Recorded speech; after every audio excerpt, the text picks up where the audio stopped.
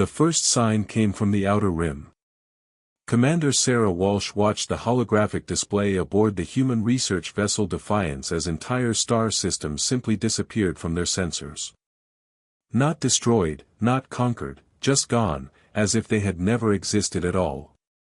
"Ma'am, we're receiving the final transmission from Kepler Station," Communications Officer Tom Bradley called out, his voice tight with worry.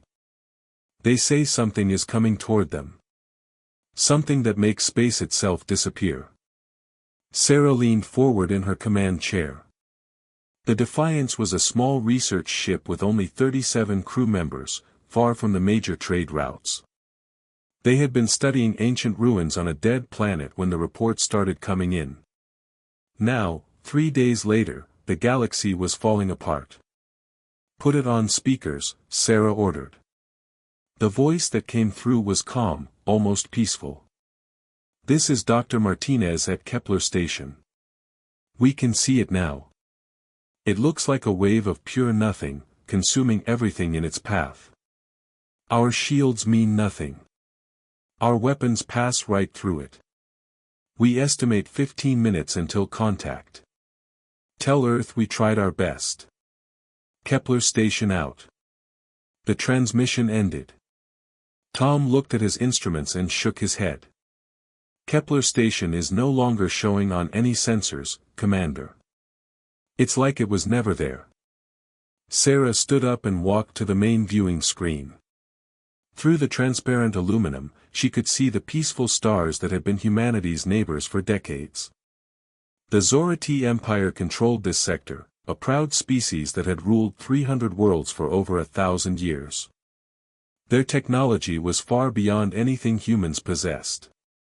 "Tom, any word from the Zorati command?" "Yes, ma'am. Transmitting now." The voice that filled the bridge was deep and resonant, the kind of voice that had once commanded respect across half the galaxy. But now it carried only defeat. "To all vessels in Sector 7. This is Admiral Thane of the Zorati Defense Force. We have consulted our greatest minds and most advanced computers. The entity approaching our worlds cannot be fought with conventional means. It exists in a quantum state that makes physical interaction impossible. We have decided to evacuate to the Andromeda Galaxy. We advise all species to do the same. The Milky Way galaxy is lost." Another transmission followed immediately, this one from the crystalline hive minds of Sector 7. These beings were pure thought, existing as energy patterns that had survived since the beginning of time itself. "We have calculated all possible outcomes," the synthetic voice announced. "Resistance is futile. The probability of survival through combat is 0.001%. We choose to disperse our consciousness to distant dimensions. Farewell."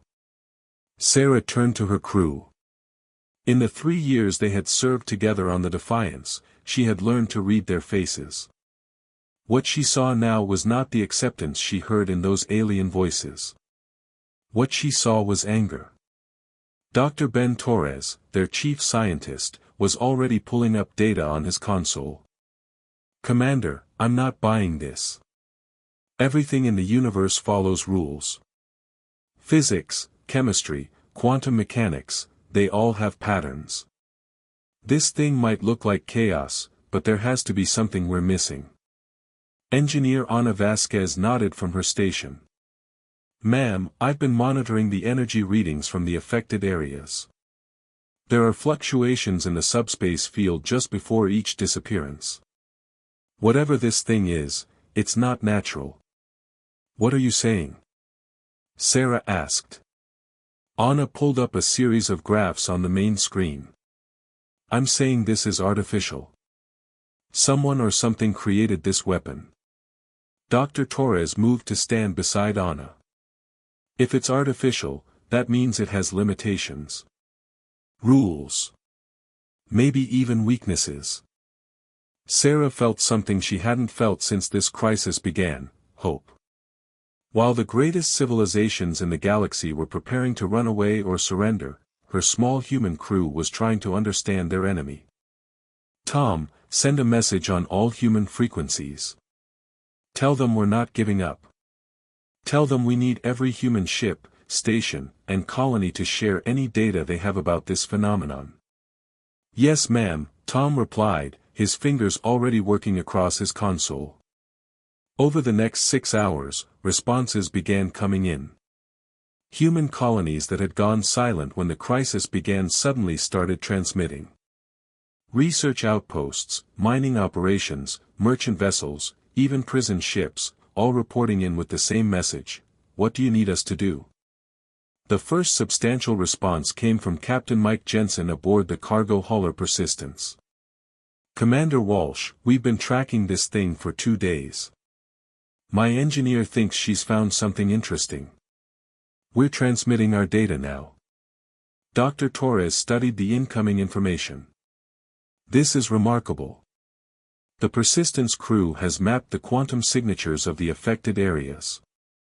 Look at this pattern. The main screen showed a complex web of energy readings. To Sarah, it looked like random noise. But Ben's excitement was growing by the minute. It's not random at all, he continued. There's a rhythm to it. A sequence. Whatever is causing the disappearances is following a specific protocol. Anna leaned over Ben's shoulder to study the data. If it's following a protocol, that means it's programmed. And if it's programmed, maybe we can reprogram it. More human ships arrived throughout the day. Not the massive dreadnoughts of the major powers, but the small, tough vessels that kept human civilization running. Miners, traders, researchers, colonists, people who had learned to survive in harsh environments with limited resources. Captain Lisa Rodriguez brought her mining platform Deep Digger alongside the Defiance. Commander, my crew has been studying the quantum resonance patterns. We think we know why the other species can't fight this thing. Explain, Sarah said during the video conference that connected 5 human vessels. Lisa activated a holographic display. Every advanced civilization in the galaxy has one thing in common: they've developed beyond their original genetic and technological foundations. The Zorati use quantum consciousness transfer. The crystalline beings exist as pure energy. The Kethai have replaced their organic bodies with synthetic ones. And? Sarah prompted. And this weapon seems designed to target exactly those kinds of advanced modifications. It's like it was built to destroy any species that had evolved beyond their natural state. Dr. Torres jumped up from his chair. That's it. That's why it's not affecting us the same way. Humans are still relatively primitive by galactic standards. We haven't modified our basic genetic structure or transcended physical existence. We're not triggering whatever sensor system this weapon uses. The realization hit the assembled captains like a lightning bolt. While their alien neighbors had become too advanced to defend themselves, humanity's simple, straightforward approach to technology might be exactly what was needed. Over the next week, more human vessels joined what was becoming an impromptu fleet. The mining ship Rock Crusher brought geological sensors that could track quantum disturbances through solid matter. The agricultural transport Green Fields contributed atmospheric processors that could detect energy changes in space dust. Even the passenger liner Safe Journey offered its long-range communication array. Each ship brought not just equipment, but people who refused to accept defeat. Sarah watched their crews work together, sharing ideas and resources in ways the formal military hierarchies of other species never could. There were no ranks between species here, no ancient protocols to follow. Just humans doing what humans did best, adapting and improvising. Dr. Torres established a research network connecting all the human vessels. Scientists, engineers, and even curious crew members contributed theories and observations. The breakthrough came from an unexpected source. Commander Walsh, Tom announced, we're receiving a transmission from Grid Reference 7-7 Alpha. That's a dead system, abandoned for 50 years. Put it through, Sarah ordered. The voice that came through the speakers was young and excited. "This is David Kim, broadcasting from Research Station Echo. I'm alone out here, but I've been monitoring your transmissions. I think I've found something important." Sarah leaned forward. "What kind of something, David?" "I've been analyzing the quantum signatures using equipment left behind by the previous research team. The patterns aren't just following a protocol, they're following a shutdown sequence." The bridge fell silent. Dr. Torres was the first to speak. "A shutdown sequence?" David's voice grew more animated. "Yes. This isn't a natural disaster or even a simple weapon. It's a systematic elimination protocol, designed to remove specific targets from existence. But like any program, it has to have an off switch." Anna moved to her engineering station. "David, can you transmit your data to us?" "Already doing it. But there's something else. The quantum signature shows signs of age, really old age. This weapon has been dormant for millions of years. Something woke it up recently." Dr. Torres studied the incoming data, his eyes growing wide. "David's right. This is ancient technology, far beyond anything the current galaxy could produce. But look at these energy patterns. They're degrading." "What does that mean?" Sarah asked. "It means the weapon is running on automatic, following its original programming. But its targeting systems are breaking down. It's starting to attack randomly instead of selectively. The implications hit everyone at once. The weapon had been created long ago by some extinct civilization as a final strike against their enemies. It was designed to eliminate advanced species while leaving primitive ones alone. But after millions of years, it was beginning to malfunction." "David," Sarah called out, "if this thing has an off switch, how do we find it?" "That's the problem," David replied. "The control system is distributed across multiple quantum dimensions. We can't just walk up and flip a switch. We need to create a quantum resonance pattern that matches the shutdown frequency." Anna shook her head. "The amount of energy required for something like that would be enormous. We'd need the combined power of dozens of ships." Sarah looked around at the growing fleet of human vessels on her tactical display. 43 ships had joined them so far, with more arriving each day. Not one of them was designed for military combat, but each one represented human determination. "David, how much time do we have?"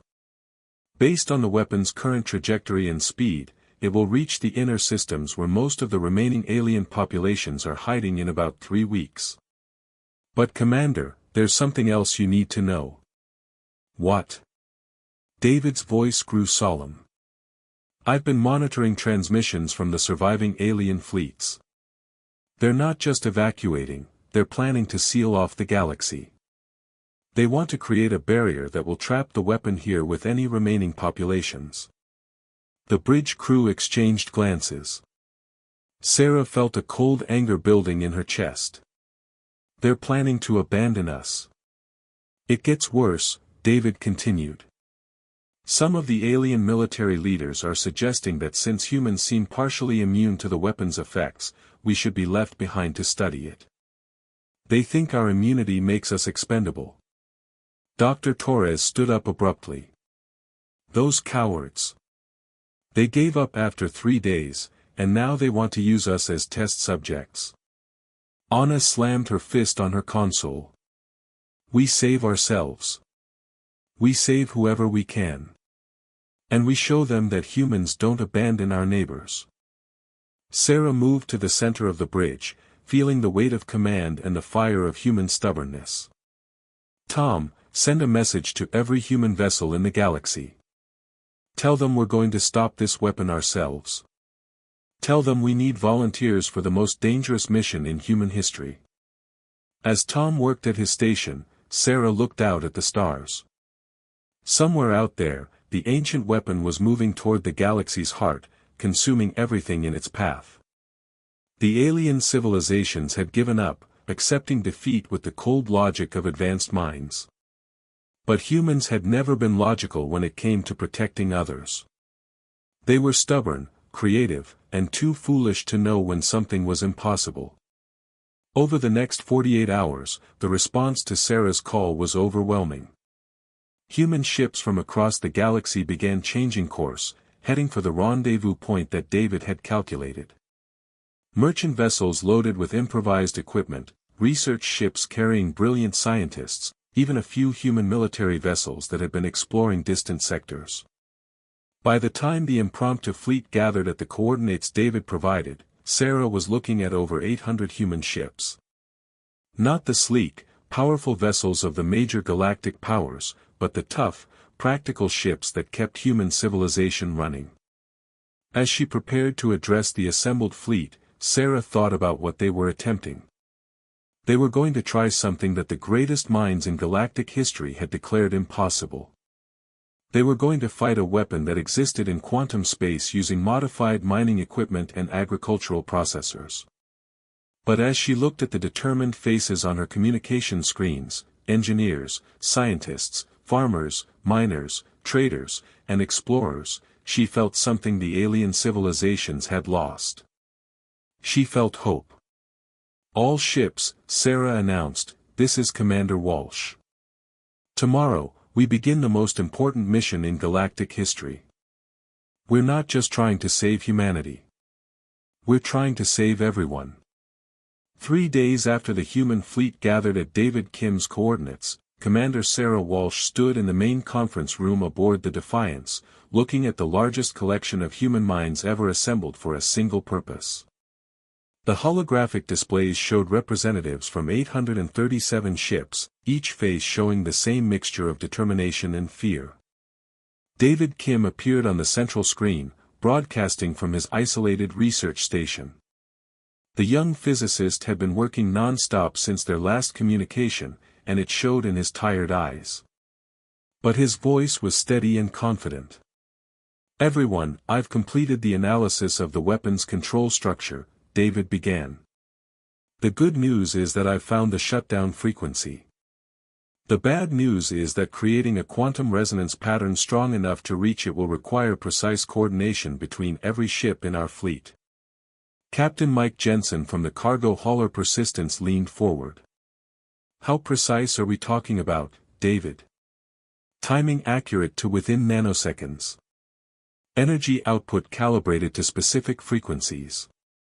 And we'll need to maintain the pattern for exactly 17 minutes and 43 seconds. A murmur went through the assembled captains. Dr. Ben Torres, still aboard the Defiance, shook his head. "David, most of our ships don't have the equipment for that kind of precision. We're talking about mining platforms and grain haulers, not scientific research vessels." David smiled for the first time since they had made contact with him. "That's actually our advantage, Dr. Torres. The weapon's targeting system is designed to recognize advanced technology. Our simple, basic equipment is invisible to its sensors." Sarah studied the technical readouts David was sharing. "Explain it in terms we can all understand." "Think of it this way," David said.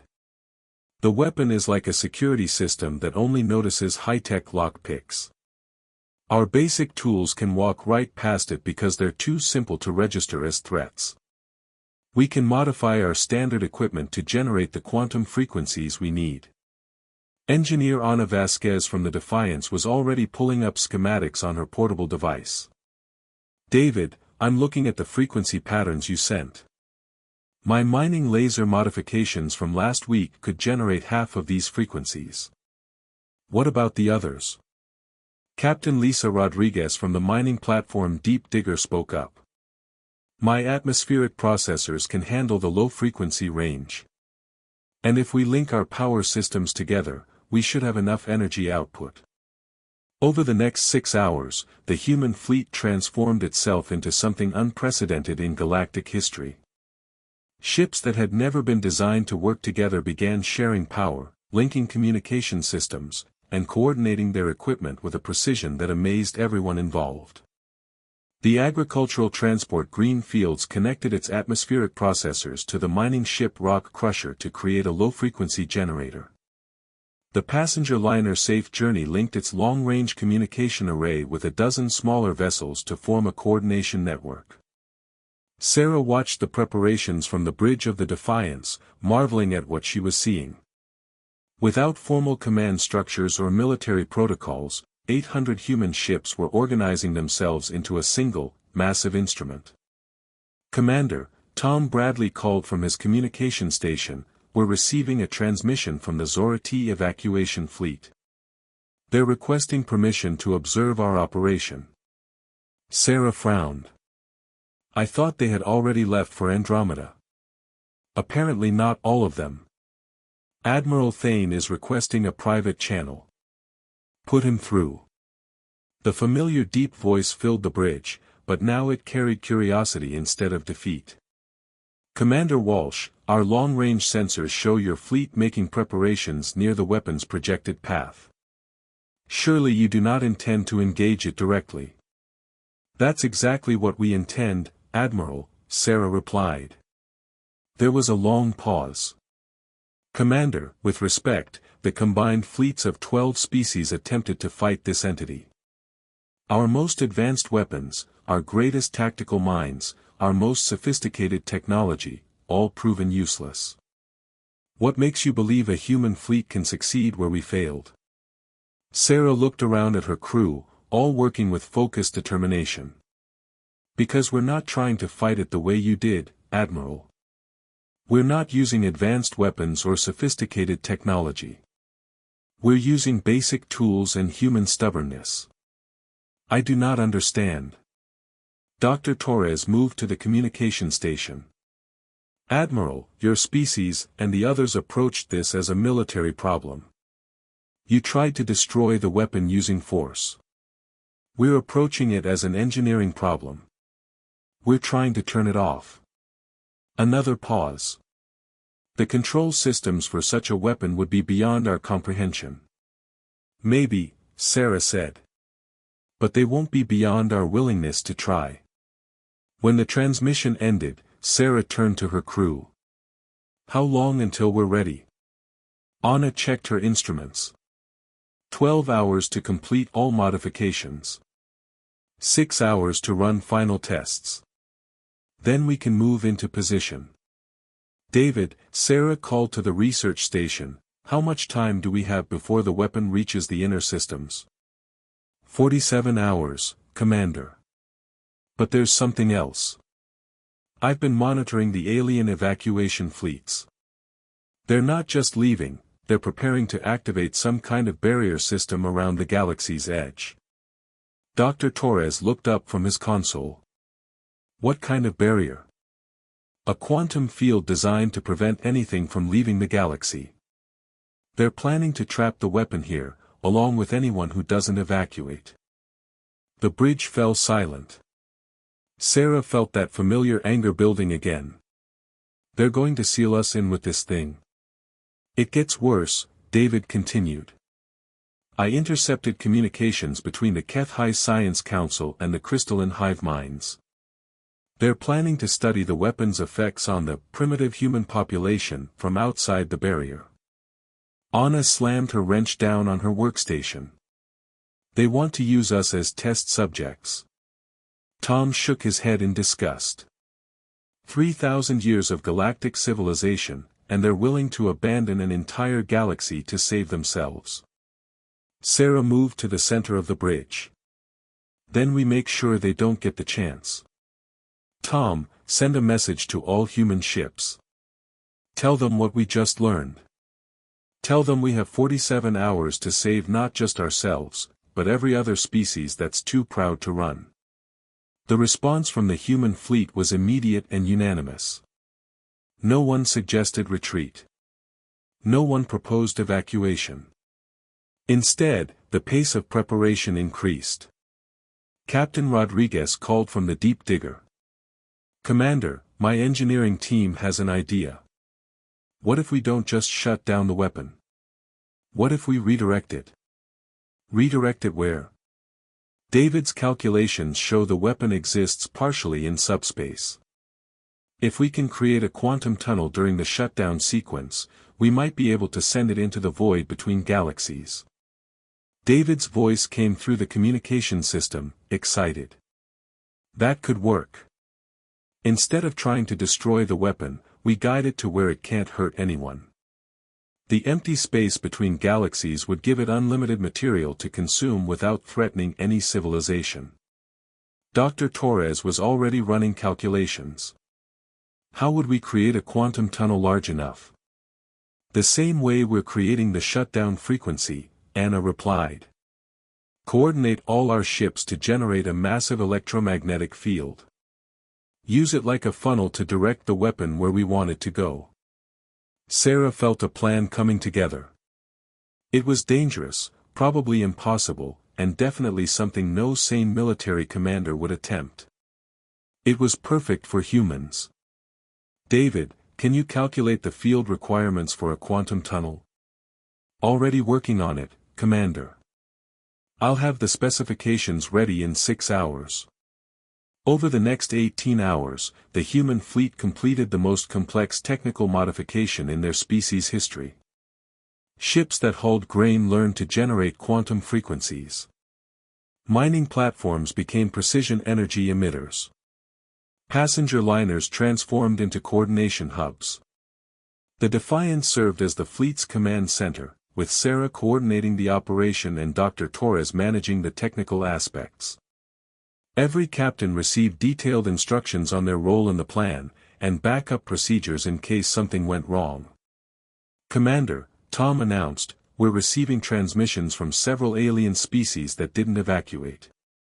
The Altaran refugee ships, some independent Zorati vessels, and a few crystalline entities are requesting permission to help. Sarah considered this. What can they offer? The Altarans have high-precision sensors that could help us track the weapon's exact position. The Zorati vessels have powerful communication systems for coordination. And the crystalline entities say they can provide computational support for our calculations. Tell them they're welcome to help, but they follow human command structure for this operation. Yes, ma'am. 24 hours before the weapon would reach the inner systems, the combined fleet moved into position. Sarah stood on the bridge of the Defiance, watching the tactical display show nearly 1,000 ships arranged in a complex three-dimensional pattern. David, are you ready with the final calculations? Ready, Commander. All ships report modifications complete and systems green. Sarah took a deep breath. What they were about to attempt had never been tried before. They were going to stop a weapon that had already consumed hundreds of civilizations, using equipment designed for farming and mining. All ships, this is Commander Walsh. Today we show the galaxy what humans can do when we refuse to give up. Prepare for quantum field generation on my mark. The weapon appeared on long-range sensors 18 hours later, moving through space like a wave of absolute nothing. Where it passed, stars simply stopped existing. Not exploded, not collapsed, just gone, as if they had never been there. Target acquired, reported Captain Jensen from the Persistence. Distance, 4 million kilometers and closing. Sarah watched the sensor readings as the weapon approached their position. It was exactly as the reports described, a zone of pure void that consumed everything it touched. But David's analysis had been correct. The quantum signatures showed clear patterns and structures. All ships, begin quantum field generation. Frequency Alpha 7. Across the fleet, modified mining lasers, atmospheric processors, and communication arrays began generating coordinated energy patterns. The effect was immediately visible on the sensors, a complex web of quantum fields forming around the weapon's path. Field generation at 20%, Anna reported. David, are we on track? Perfectly, Commander. The weapon is following the field lines exactly as predicted. But something unexpected happened as the weapon entered their trap. Instead of slowing down, it began to change. The void zone started pulsing with patterns of energy that hadn't been seen before. "Commander, the weapon is adapting," David called out urgently. "It's learning from our field patterns and modifying its behavior." Dr. Torres studied his instruments frantically. "The quantum signatures are shifting. It's trying to break free from our containment field." Sarah felt her heart racing, but her voice remained steady. "All ships, increase field intensity to maximum." "David, how long until the shutdown sequence can begin?" 11 minutes, but Commander, if the weapon breaks free before then, it will be immune to our frequencies. We won't get another chance." The next 11 minutes felt like hours. Sarah watched her tactical display as nearly 1,000 ships poured every bit of power they had into maintaining the containment field. Several smaller vessels reported system overloads, but their crews refused to shut down. "Field integrity at 60% and falling," Anna reported. 7 minutes to shutdown sequence, David called out.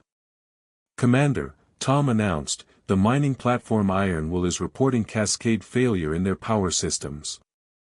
They're asking for permission to redirect their life support power to the field generators." Sarah knew what that meant.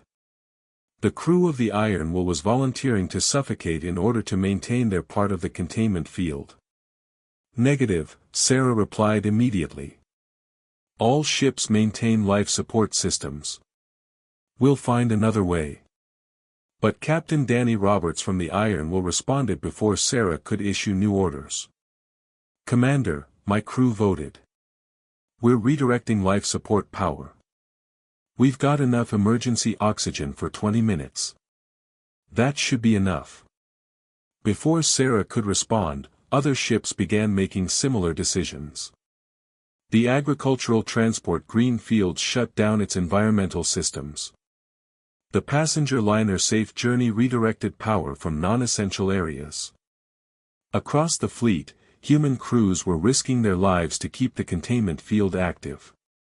4 minutes to shutdown sequence, David announced. The weapon was fighting harder now, sending out energy pulses that threatened to shatter their carefully coordinated field pattern. Sarah could see on her displays that several ships were barely holding their positions against the quantum forces trying to tear them apart. 2 minutes to shutdown sequence. All ships prepare for frequency shift to Beta 9. Sarah gripped her command chair as the Defiance shuddered under the stress of maintaining its part of the field. Around her, the bridge crew worked frantically to keep their systems stable. 30 seconds to shutdown sequence. All ships stand by for quantum resonance burst. "Field integrity at 30%, Anna reported, sweat beading on her forehead. 10 seconds. Mark in 5, 4, 3, 2, 1, execute shutdown sequence." What happened next would be talked about in galactic history for thousands of years.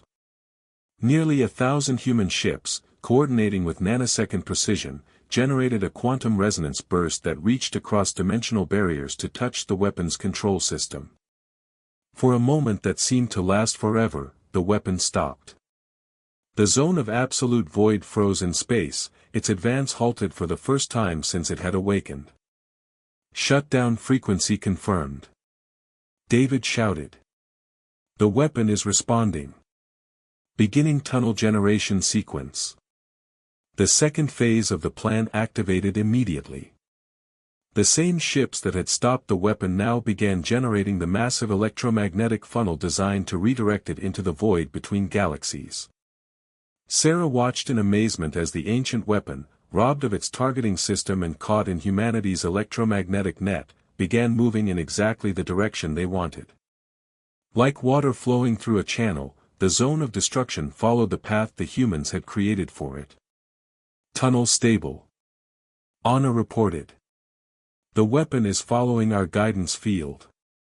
For 47 minutes, the human fleet maintained their electromagnetic funnel, guiding the galaxy's greatest threat toward the empty space between star systems.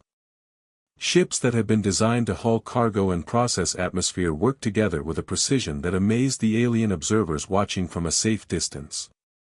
When the weapon finally disappeared into the void between galaxies, where it could consume empty space for eternity without threatening any living world, a cheer went up from nearly 1,000 human vessels. "This is David Kim," came the transmission from the research station. "Weapon successfully redirected into intergalactic space. Threat to the galaxy eliminated." Sarah slumped back in her command chair, exhausted but triumphant. Around her, the bridge crew was celebrating, but she was already thinking about what came next. "Tom, open a channel to all ships in the fleet." When the communication network activated, Sarah looked out at the faces of the 1,000 human crews who had just saved the galaxy. "Everyone, you just accomplished something that the greatest civilizations in galactic history said was impossible. You stopped an ancient weapon using mining equipment and farming tools. You saved not just humanity, but every species in the galaxy." The response was immediate and overwhelming. Ships began reporting in, not just with celebration, but with practical questions about the future. The humans who had just saved the galaxy were already thinking about reconstruction. Over the next few days, as news of humanity's success spread, something unprecedented happened. The alien species that had evacuated to distant galaxies began returning. Not to claim territory or assert control, but to ask for help. Admiral Thane of the Zora-T was among the first to arrive. "Commander Walsh," he said during their communication, "on behalf of my people, I offer our gratitude and our service. We have underestimated humanity's capabilities." "We don't want service, Admiral," Sarah replied. "We want partnership. The galaxy needs rebuilding, and that's going to take everyone working together." One by one, the surviving civilizations began emerging from hiding. They found humans already at work, not conquering or claiming territory, but establishing communication networks, providing aid to survivors, and beginning the long process of rebuilding what had been lost. Dr. Torres established research partnerships with alien scientists to study the weapon's remains and prevent similar threats in the future. Anna worked with Zora-T engineers to design better defense systems for the galaxy's outer systems. Even young David Kim found himself coordinating with the crystalline entities to map and repair the quantum damage left by the weapon. 3 months after the crisis ended, Sarah stood in the new Galactic Coordination Center that had been established in a rebuilt station at the galaxy's heart. Representatives from dozens of species worked alongside humans, planning the future of galactic civilization. The Keth High Ambassador approached her during a break in the proceedings. "Commander Walsh, my people have studied your species' actions during the crisis. We do not understand how you succeeded where more advanced civilizations failed." Sarah looked out through the station's viewing ports at the busy space traffic, human ships working alongside alien vessels, rebuilding what had been destroyed. "You failed because you thought you were too advanced to use simple solutions. We succeeded because we were too stubborn to accept that the problem couldn't be solved. Is that the secret of human success? Stubbornness?" Sarah smiled. "That, and the fact that when everything was gone, somebody had to make their move. We're just too foolish to know when something is impossible." The galaxy would remember the day when advanced technology failed and ancient wisdom proved useless. It would remember when human stubbornness and refusal to accept defeat saved them all. And when future generations asked how 1,000 human ships accomplished what galactic civilization could not, the answer would always be the same: because somebody had to try.